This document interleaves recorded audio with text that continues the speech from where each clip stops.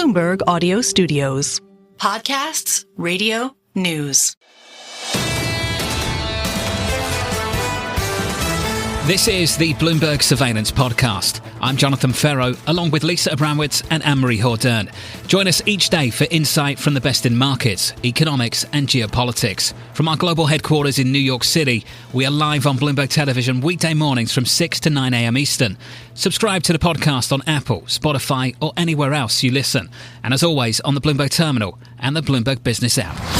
Francis Donald of RBC has this to say: the timing of the government shutdown is not ideal for the Federal Reserve. Limited visibility into the September data increases the probability of an October pause. Francis joins us now for more. Francis, good morning. It's good to see you. So this is a slightly different take because we've had a guest come on the programme and say they're not going to deviate from the dot plot. Ultimately, they're expecting a rate cut still in October. Why would this lead to a pause? Well, let's remember Chair Powell has talked a lot in the past. When you're walking in a room and it goes dark, you go more slowly. You don't necessarily speed up. And at the end of the day, we have to remember this shutdown is compounding an existing problem, which is that our data is being substantially distorted by tariff developments, front-loading, inventories. We know that companies, clients that we talk to and others are finding ways to navigate around that using things like bonded warehouses, for example, or changing the timing of their purchases. And then on top of that, now we're going to miss probably a month of solid evidence as to what actually happened in there. So from our point of view, just like a company or a consumer at the end of the day is maybe going to say, let's be a little bit more cautious, to us, this is going to raise more questions than it is make it very clear what the definitive path ahead should be. So Anne-Marie was talking about this earlier on this morning. The data itself has been a problem. How dependable is the data anyway for this Federal Reserve? Well, this is the thing for economists right now is there is already a giant question mark around what data should we be using? Are there biases within the data? Were there? Will there be on a go-forward basis? We've already for years been dealing with low response rates, and we know that the economy is operating in a way that changes the way we need to use data. Confidence data, for example, in our view, is still very valuable. It explains how consumers are feeling, but if the top 10% of consumers are spending 50% of all of the consumption, then confidence data is not the same valuable tool it was in the past. Layer on top of that tariffs, and we've been really in a dark place with respect to how we can read visibly. And that's why, in a way, John, I'm not that upset that we're going to miss a month of data because I think there's so much obsession over this month to month, in part driven by the Fed that's highly data dependent. We need to focus on some of the bigger trends, and the bigger trends are clear. This is a labor market that is structurally very different. We don't need the same amount of job growth as we did before. We only believe that this economy needs to create 40,000 jobs a month for the unemployment rate to stay stable. We know growth is slowing off the back of tariffs and some price pressures that are coming through, and we know inflation is likely to reaccelerate into year end. And I could, for a month, go dark on data and tell you that I'm still fairly confident that will be the story 30 days from now. But when, of course, we're hypersensitive and we're in an environment where policymakers are really trying to move month to month, of course, the market is going to feel a little more uncomfortable with that lack of visibility. Are you saying the Fed is too data dependent? Well, no, what we're saying is that the month-to-month variability in data, this has always been true, sometimes leads us in the wrong directions. And I think what's really challenging right now is that tariff distortion is very much still in play. We hear all the time, oh, tariffs are not inflationary. That may turn out to be true. It's not our view, but we won't know that till the middle of 2026. So the issue with data dependence right now isn't data dependence in and of itself. It's data dependence in an environment where we don't have good reads, and our month-to-month data is not telling us the true story of the American economy or the American consumer. So what do you look at on a day like today? You're not getting the jobs report. What's your North Star in terms of directing you towards these trends? Well, today's not actually the problem. So any economist would have released their estimate for where jobs would be last week and everybody's week ahead. Our estimate was 52,000. The problem will be next month when we don't have the aggregate amount of data that helps us forecast what happens next. At the end of the day, we tell clients focus on the trend. We think the unemployment rate will rise gradually to 4.6%. But we've been through a few cycles, all of us at this table, if I may say that. We know that 4.6% unemployment is still very low, very tight labor market underneath the surface. So we are doing what we've been doing for the last year. Much more bottom-up work, much more sector focus. Look at your actual end consumer. Which one are you servicing? Which one are you investing in? And look at their individual stories. And then, of course, we have a table of all the indicators that we look at, from WARN notices to LinkedIn postings, that help us get a little bit more of a month-to-month gauge. But the message here is actually one of relief. Focus on the big picture. That's probably going to guide you towards better investment decisions and better operating decisions if you're running a business. You'll forgive me for bringing up the shutdown then, but we do have to talk about it just a little bit. The government shutdown in Washington, it can have implications for the economy. Typically, we know how the movie goes. Economy has a bit of a blip. Then we accelerate, we pick up again, and we look through the whole thing. And that's ultimately how markets play this story too. Do you see it as delayed, deferred activity, or are we at this point where things are a little bit more fragile, where things could be somewhat derailed? Well, I watch your show in the mornings, and I'll repeat what just about every economist has told you. Our traditional rule of thumb is the shutdown is worth about 0.1 percentage points of GDP each week that it goes on, and then it becomes nonlinear, likely around the middle of the month. The longer it's out, the more it bleeds through the economy. We're focused on some of the things related to contract workers as well. So all the economy that circulates around the government that may see a pause. At the end of the day, I talk about the shutdown being emblematic of larger trends, and there's two that sort of worry us. This economy was already slowing down. So these additional bumps, they exacerbate the problem, they exacerbate the uncertainty component. But under the surface, we've also in the past year, again, we're thinking about how this relates to the bigger trends, been much more focused on the fiscal side of the picture, the policy side of the picture, than the monetary policy side of the picture. And that's largely because this economy is becoming less sensitive to the Fed's next move and much more sensitive to what's happening in Washington. We see this in the yield curve. We see this at the long end of the curve. But many Americans are leveraged to the belly and the long end of the yield curve, with the Fed is not successfully being able to influence at this point of view. So acrimonious Washington, to me, is not necessarily about the GDP impact for September and October. It's about this transformation where we move away from monetary policy being the core driver of the business cycle and realize that if we really want to know where are we have to watch fiscal spending, the deficit, and the path for that ahead.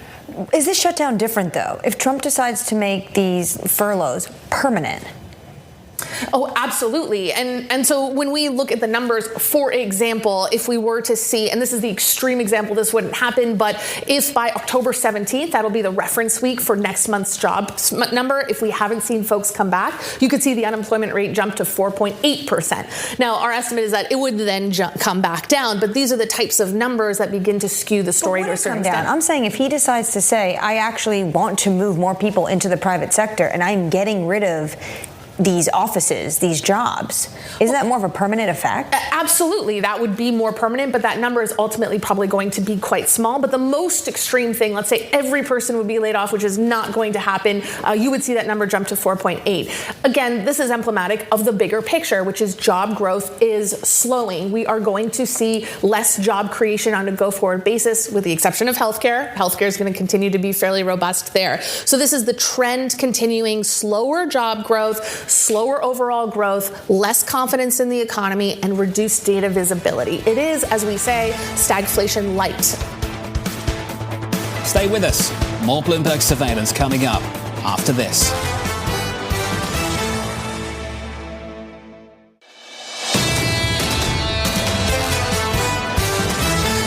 Let's get to Tesla. I promised you an update. Shares recovering this morning, higher by a little more than 1% following yesterday's slide, which followed the company reporting record third quarter deliveries. Dan Ives of Wedbush maintaining his outperform rating and writing the following: with Musk now driving Tesla into its next stage of growth as wartime CEO, we estimate the AI and autonomous opportunity is worth at least $1 trillion alone. Dan joins us now for more. Dan, welcome. Let's just start with yesterday's move, then we'll get to the future and all that great stuff. How much of that story with the deliveries was just a massive pull forward in demand? I think probably about 30% of it was maybe a pull forward, relative to the incremental beat. But look, the demand story is stabilizing. And now I think you're starting to see that turnaround happen. But as we've talked about, that's just the appetizer. The main event is the AI revolution coming to Tesla with the autonomous and then the robotics piece. I think this is going to be a $3 trillion market cap. That's why I think $600 is almost a base case for where we see it. So, Dan, you understand the tension well. I feel like we've covered this together a million times, but it's the tension between the near-term fundamentals and the long-term hope and dreams.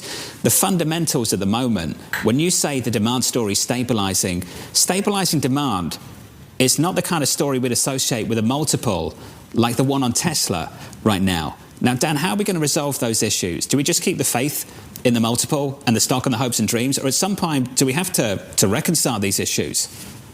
Yeah, it's a great point. Look, you're going to have 10 million Teslas, on the road, when you think about it since the beginning.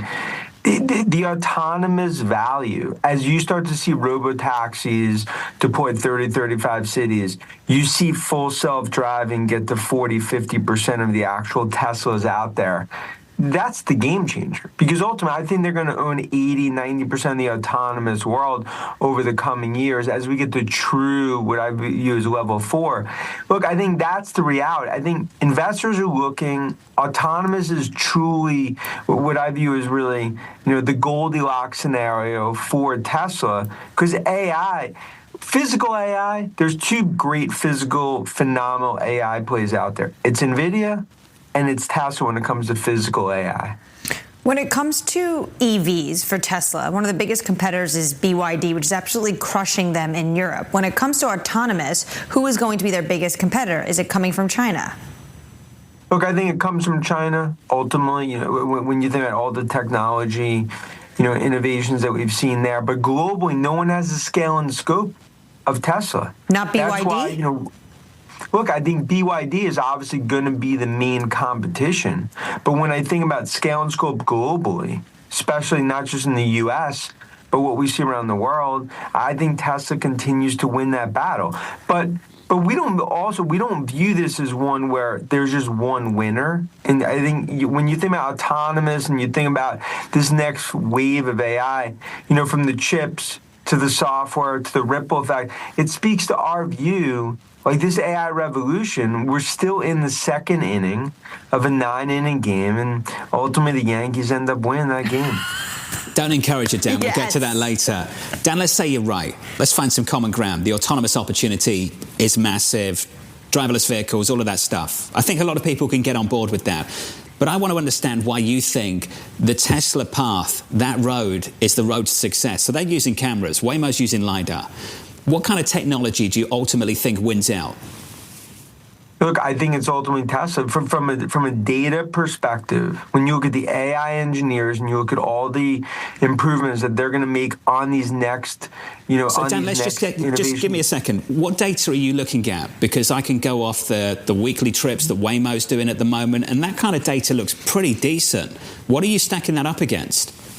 I look at it as Waymo, they're $200,000 cars in essentially 5 cities. The scale and scope that Tesla has, given the millions and millions of miles driven and the 10 million vehicles on the road and everything that they're doing in Musk as being wartime CEO, that's where I think we sit here 6 months from now, the breakthroughs will happen. And ultimately, when it comes to scale, especially when you look at robotaxi and cybercabs, no one's going to be able to match Tesla. I view that as just basically almost fact as it plays out. So, Dan, when it comes to deliveries, they not even matter anymore because everyone's so focused on what's going to happen in the future? Look, they matter in terms of just, we'll call it like a signal from a stabilization perspective, especially after what we've seen over the last 6-9 months. But I think from an investor perspective, it's all about, to what Farrell's talking about, just like, give me marks on autonomous. Show me the technology innovations on the AI story. Show me that we're going to get to full scale and Optimus. Show me in November at the shareholder meeting that they're going to have a big piece of XAI. I mean, that's why you see Musk, it's a different mode now. It's that wartime CEO that we're seeing. Those are the marks. And that's how we're going to be looking at 600, 700, and ultimately, a stock, I think, $3 trillion. That's a lot to play for the road ahead. Dan, before we leave you, the baseball, you want to finish there? Yankees win, getting it done. Who do you think gets this all done? World Series later this year? Look, I mean, I think Yankees obviously have a great shot to go through. I think they're going to surprise many out there. I think this could be their year. And look, Emery there obviously is a good luck charm, so we got to see how it all plays out. Have we given up on Penn State, Dan? Are we done with that now? Oh, no. Look, I'm here in Pasadena, UCLA, the bounce back starts. That's another one. Penn State Yankees at the end. They'll be holding that trophy. Stay with us. More Bloomberg surveillance coming up after this.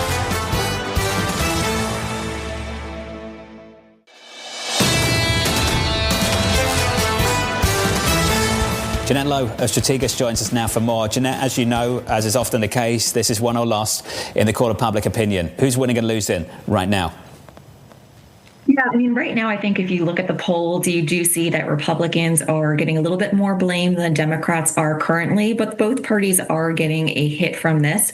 And in general, we do see that both parties generally do get some backlash for a government shutdown. The same thing happened in 2013 with President Obama getting some of the blame, even though Republicans kind of put the government into a shutdown. So both parties may ultimately suffer from this, and that's how they kind of have to figure out who's suffering more, is where the pain point may be to actually get the government to reopen. Jeannette, what do you see as the off-ramp? So this is going to be kind of a difficult situation. So the parties are kind of far apart right now. The Republicans do agree that probably something does need to be done to extend the ACA subsidies, probably a short-term extension, maybe a year with some amendments, some reforms to the process. And so the Democrats are pushing for that, but the Republicans are also saying that they can't do anything until the government is reopened, while the Democrats are nervous that the Republicans will not hold their word on this. So what we're thinking is that probably what you're going to have to see is either some major political pressure coming in, which would mean we're seeing missed paychecks in the middle of the month for military members, for congressional staff, which will also put pressure. But then also, do the moderate members come together to figure out how they can figure out some sort of agreement to get us out of this shutdown? It probably will have to be in some form around the ACA subsidies. The longer this goes on, this could last 2 to 3 weeks, just depending if we don't see any momentum towards a deal. As we get later into the month, you have the missed paychecks. That adds pressure. You start to maybe get some of these premium increase announces. That will add pressure, and that could be where we see the ultimate solution. Well, the Republicans already picked up 3 votes in terms of the Democrats willing to vote for the clean stopgap funding measure. Who else should we be looking at? Yeah, I think you look at retiring members, so members like Senator Shaheen from New Hampshire, Senator Peters from Michigan, also watching the Virginia senators, since they have a significant portion of the federal workforce in their constituencies. Those will also be key members to watch. So we want to see if they have a vote today. Do more Democratic senators join on to the clean CR, or do we go into the weekend and have no movement at all? If we do see more Democratic senators join, then obviously that would be showing a sign that there is more pressure to get to a deal at some point. But if we don't, this could definitely start to linger a lot longer into next week and potentially even the following week. And how are you thinking about the president's meeting with Russ Vought yesterday, and whether or not he was going to be making layoffs that usually historically are just furloughs and those individuals come back to their job permanent? Yeah, I mean, this is obviously at least a threat. So this is something that they think the administration would like to do, and they see this as an opportunity. This is one of the reasons the Democrats were actually worried about having a government shutdown in the first place, because they thought that this could be a tactic that the administration would use. But then at the same time, you're also seeing Democrats getting some support among federal worker unions, saying it's okay that you're doing the shutdown because we know we're under attack anyways from this administration. So there's a little bit of, we could probably definitely see some layoffs, some permanent layoffs, but then they also may be challenged by the courts. And that also could play into public opinion as well. So that also could be something that, depending on how these play out, that could be key to which side actually gets more blame and is where the pressure ends up being longer term. Stay with us. More Bloomberg surveillance coming up after this.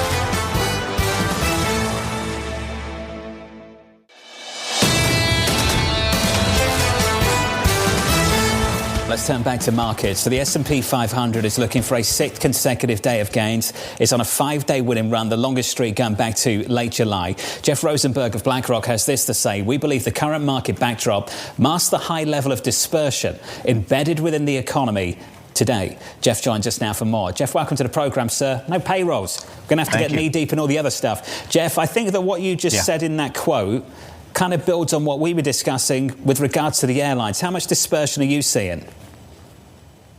Yeah, this is really about the difference between what you're seeing on the top line and the headline and what's going on underneath. And we've talked about it a lot. When we do have payrolls or when we do have FOMC meetings, when Tom's with us, we talk a lot about the K-shaped recovery, about the differences between something you were just talking about, the top end and the bottom end. And you see that both for consumers, but also within businesses. You have the winners and you have the bottom end that is struggling. And that is the recipe for dispersion. And so when you take away kind of the big headline that we might have been talking about today, which is this good for the economy, bad for the economy, are stocks going up, stocks going down, you go underneath the surface and there's a tremendous amount of churn going on underneath. And that, when you take away kind of beta investing and you focus on alpha investing, has created a tremendous amount of opportunity. And you see that in some of the returns that look at, say, factor returns, stripping out kind of directionality in the markets. When you joined us in July, you were talking about a tricky environment ahead for the Fed. How tricky is it now that they might miss an entire month of data? Yeah, so if we shift back to kind of the data problem, it's tricky for the Fed. It's tricky for us in investors. I was going to suggest that if we wanted to look at, and maybe your producers can do this quickly, the one area that might be benefiting from this lack of data is interest rate uncertainty. So maybe put up a chart of the MOVE index, which has collapsed here. But you look at kind of what we've been talking about this morning around the lack of data, and you have a lot of disagreement. The good news is you've got a lot of alternative data, but kind of the bad news is none of us can agree as to what that alternative data means. A good example is, I saw this morning 2 different estimates from alternative data, one using state filings, the other looking at extrapolating initial claims forecasts off of Challenger layoffs. They came up with completely different conclusions. Another example, in the earlier segment, you were talking to Manpower, talking about switchers and the lack of switching, but you look at the Atlanta Fed wage data, and switching wages actually went up a little bit. So in the cacophony, I think the benefit might accrue to uncertainty, although that doesn't make the Fed's job any easier. Well, if you had to decide what your top 3 data points were, what would they be? When we're talking about the payroll data and the lack of payroll data, I'll turn to the wage data and looking at inferences from that. We have the Atlanta Fed wage data. We have a lot of private sources in terms of what you can scrape. I'd like that alternative data. We've used that a lot in terms of both frequency and turning points. That would be, kind of data point number one. I think, and Jonathan, you made reference to this earlier about the inflation data and whether we're going to start to lose some of that.